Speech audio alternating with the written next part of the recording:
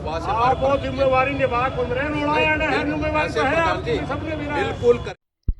हिसार के बुढ़ाना गांव से शनिवार को एक गुमशुदगी की रिपोर्ट लिखवाई जाती है। एक 50 वर्षीय महिला जो कि बाजार से सामान लेकर निकलती है घर की तरफ, लेकिन घर नहीं पहुंचती। ढूंढा जाता है, कैमरों को खंगाला जाता है और कैमरों में वो आती हुई दिखती है एक जगह से, लेकिन उसके बाद कहीं उसका अता पता नहीं। हमारे चैनल पर भी उनकी गुमशुदगी की पोस्ट लगाई गई, परंतु अगले ही दिन यानी कि रविवार को बड़ी दर्दनाक खबर सामने आती है। पता चलता है कि उस महिला का शव बहुत ही बुरी अवस्था के अंदर पाया गया। सड़क पर उसका हाथ कटा हुआ गिरा था। उस हाथ को जबकि लोगों ने देखा तो फिर उन्होंने पुलिस को इन्फॉर्म किया और गांव के जो लोग हैं वो इकट्ठे होने शुरू हुए। शव को आसपास ढूंढा गया तो पास लगते ही स्टेडियम में बाकी जो हिस्सा था शरीर का यानी कि शव जो था वो मिला, लेकिन शव की हालात इतनी खराब थी, कुत्तों ने उसे नोच रखा था, जगह जगह से उसको खा रखा था। प्रारंभिक देखने में ये लगा कि लूटपाट की घटना है, क्योंकि उनके गले में एक जो सोने का आभूषण था वो गायब मिला। महज 14 दिन के अंदर ये बुढ़ाना गांव के अंदर दूसरी बड़ी वारदात है।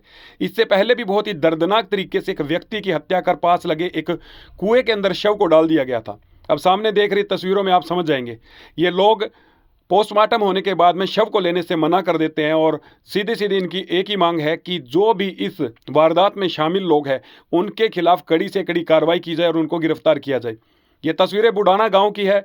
सैकड़ों महिला और पुरुष यहाँ पर एकत्रित हो चुके हैं और अब एक बड़ा फैसला ये कहीं ना कहीं लेने के लिए तैयारी कर रहे हैं।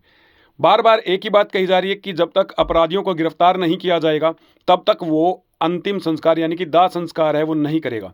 एक दुखद बात और इस घटना में निकलकर सामने आई कि जिस महिला के साथ ये वारदात हुई है, अगले महीने यानी कि 4 दिसंबर को उसकी बेटी की शादी है। घर में माहौल खुशी का था, तैयारियां चल रही थी, रंग पुताई का काम चल रहा था, शादी की सारी तैयारी की जा रही थी, लेकिन बिल्कुल कुछ दिन पहले शादी से ही एक मातम घर में छा गया, पूरे गांव में मातम छा गया।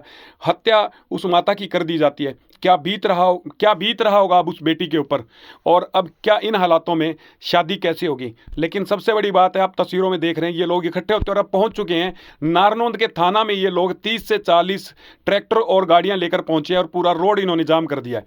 डीएसपी के साथ लगातार वार्तालाप हो रही है और बातचीत यही निकल कर आ रही है कि जब तक अपराधियों को पकड़ेंगे नहीं तब तक हम शव को नहीं लेंगे। और प्रशासन की तरफ से भी बार बार एक ही बात बताई जा रही है कि किसी भी तरीके से उनको ट्रेस कर लिया जाएगा और बहुत जल्दी ट्रेस कर लिया जाएगा।